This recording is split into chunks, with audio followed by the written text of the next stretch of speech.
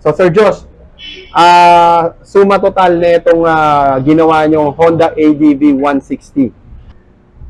Itong ADV 160 na to, included na yung unit syempre, at saka lahat ng accessories, lahat ng ginastos. Nasa familia na siya.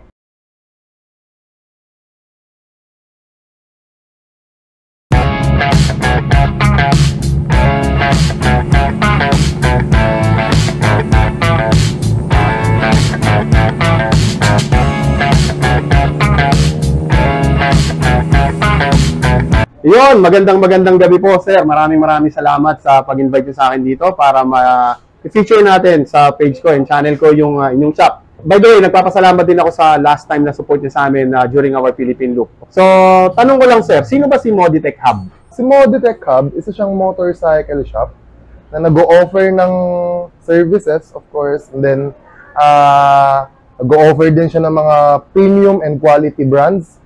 Dito sa Moditech, meron tayong Honda genuine na mga parts. Kasi karamihan sa mga customer natin, Honda, well, nag-offer din naman kami ng kahit anong brand. Pero kilala lang tayo na Moditech Hub na Honda specialist. So, ako nga pala si Joshua De La Cruz, one of the owner of Moditech Hub. Meron daw kayong isang motorsiklo na ginawa dito sa Moditech Hub sa 10th Avenue, Caloocan. And grabe daw yung nagastos ng may-ari dito. Ano ba ang istorya sa likod ng ADV 160 na to? Paano siya nabuo? Actually, hindi to planado. Si Sir, pumunta sa shop natin. Before kasi, kung matatandaan mo, meron tayo ditong ADV 150 na sineta pa ng sound system. Nakita niya yung sound system, narinig niya, nagandahan siya. So, nag-inquire si Sir sa atin. Una, ang plano niya is sound system lang. Ang naging goal ng customer natin is maging pang-show na yung motor.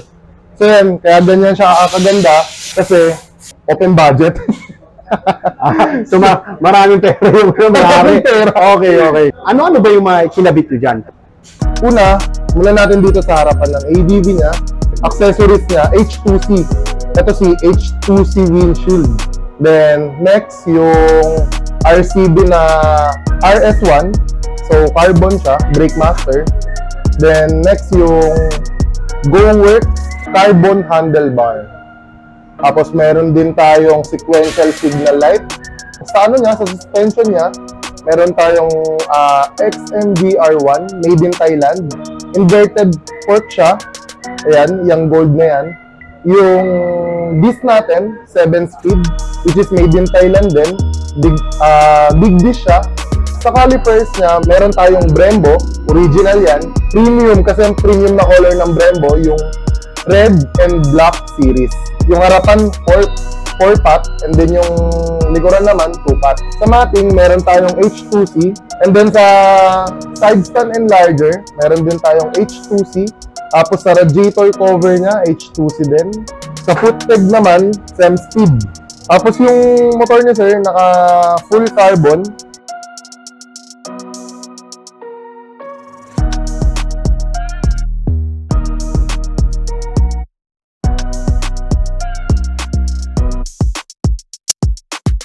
And then sa auxiliary lights naman, ginamit nating ilaw is gold runway para premium na premium. Tapos kung makikita nyo, kami lang yung nag-install dito sa step floor and wala siyang alog. Hindi siya umaalog kasi meron siyang bracket doon sa loob. Tapos doon, yung ilaw niya doon sa loob, Optics Premium LED B40, own brand ng Moditech Hub.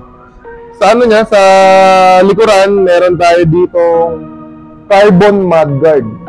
Itong CP holder naman ni Sir, ang nilagay natin yung spirit disc, cellphone holder.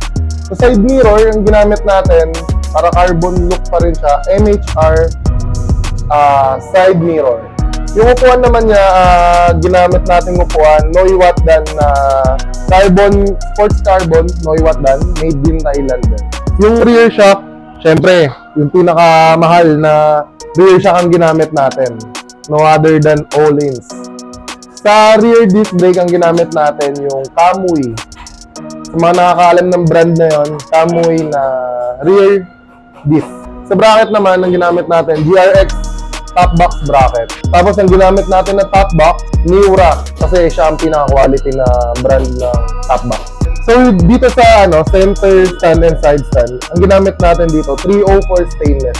Sa bar end, ang ginamit natin bar end, CNC bar end. And then itong itong body ng ADV 160 ni sir, naka paint protection film. So yan kaya siya glossy look kung titignan nyo. Kasi itong ADV 160 na binabas natin, matte black. And makikita nyo, glossy black na siya. Dahil dun sa paint protection film na linagay natin. So Sir Josh, suma total na itong ginawa nyo Honda ADV 160. Itong ADV 160 na to, included na yung unit syempre, tsaka lahat ng accessories, lahat ng ginastos. Nasa familiar na siya. Oh my God. So yun, Sir Josh, pwede ba natin ipakilala yung may-ari ng motor na to? Oo naman. Walang iba kundi si Sir Jerry. You know? Sir Jerry, isang tanong. Anong masasabi mo ngayon sa kinalabasan ng motor mo ngayon, ng ADV 160 mo? Napakaganda, first class and quality. Yun, grabe talaga. Moditech Hub kasi. Basic lang. Salamat, sir. Maraming salamat po, Sir Jerry. Alam mo, ma-share ko lang sa'yo sa sobrang lupit niya ni Sir Jerry. Ito kasing ADV 160 niya, sabi niya, ayaw niya nang gamitin. Bagay, i-display niya na lang daw. Kaya bumili pa siya ng isang ADV 160 para gamitin niya pang araw-araw. Grabe naman yun. Ano ba ito? Ipapasok mo ito sa mga motor show? Yes, whatever? ang goal niya kasi para isali natin sa mga motor show. Then, dadalhin yung pangalan ng shop. Siyempre. Tsaka, nanginayang siya na magmukhang madumi yung motor niya. Kaya, bumili na lang siya ng isa pang motor. Okay. Actually, nung nakita ko yung motor, talagang solid. Napakaganda. Pero, bukod dyan sa mga na-install nyo na yan, meron pang isang pinaka-highlights to di ba? Oo naman. Which is yung sound system niya. Oo, syempre. So itong ADV 160 na to, kung makikita nyo, parang yan, simple lang siya. Pero meron pa yung nasa loob niyan. Yun. Tawagin ko na. Sige, pakilala na natin. Tawagin ko na kung sino ba yung nag-build na itong sound system na to. Sige. Walang iba kundi yung business partner ko dito sa Moditech. Yun. Project Lextech. Si Project Lextech, siya yung chief mechanic and operation manager, whatever, ng Moditech Hub and partner owner din ng Moditech Hub. Ano yan, bali yung setup na ginawa natin is walang pinagkaiba sa sound system ng kotse. O ano yung mga materialis nun, yun din yung ginawa natin dito. Pagkakaiba lang sa ibang nagsisetup, complete siya with tweeter, mid-range, tsaka subwoofer. So, yun. Tapos lahat ng brand na ginamit natin is lahat branded. So, pagdating sa quality, lahat din ng mga quality materials ginamit natin. Like sa mga brand na ginamit natin, gumamit tayo ng Infinity Harman pagdating sa amplifier. Pagdating sa monoblock naman, Nakamichi Mini Series. Mid-range natin, Infinity Harman pa rin. Tapos, tweeter natin by category 7 na. At subwoofer natin category 7 na rin. Tapos, lahat ng harness niya, pang high quality na pang sounds talaga. So, kung ano talaga yung pang kotse, yun talaga yung sinalpak natin. Doon ako nagulat sa ginawa mo doon sa subwoofer mo. Na yung pinaglalagyan ng subwoofer nyo, ginagamit naming lagayan ng mga kung ano-ano. Paano nag-come up sa iyo yung ganung idea?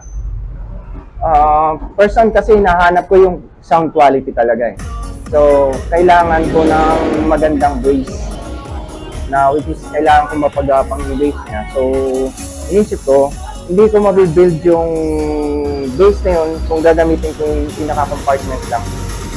So, kailangan ko talaga ng magandang babandahan ng sub. So, ito naisip ko, yung top box, gawin kong baffles. Kumbaga sa ginawa ko siyang baffles. Ang galing, no? Ang galing ng idea talaga. So, sa top box na to, mapapansin yan, may mga butas yan sa ilalim. Oo. Which is, yun yung isa sa dahilan kung bakit pag nag-blow yung sub, pababa, ginagapang niya yun. Okay, Sir Josh, maraming salamat din sa'yo at napaunlakan mo ako para may feature ko ang Moditech Hub. This one is your opportunity to invite the viewers para malaman nila kung gaano ka-quality, kagaling ang servisyo nyo rito sa Moditech Hub. Go on, please invite them. So, So yun, ini-invite ko kayo dito sa Moditech Hub kung naghahanap kayo ng mga high quality and premium items.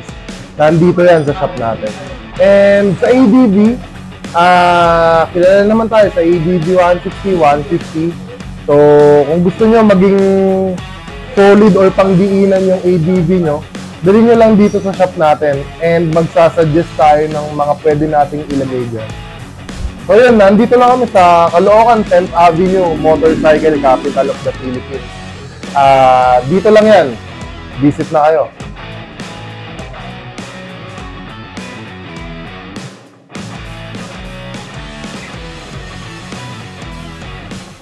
So yun guys, lapit na tayo. Mas makikita nyo na yung kapugian ko guys. Wala ata tayo mapaparking. Na yung ano ni Daddy. Ayan guys. So yun, what's up po? Dito Gary. Dito tayo sa ano ngayon? Sa Route 118. Gagawa tayo montage.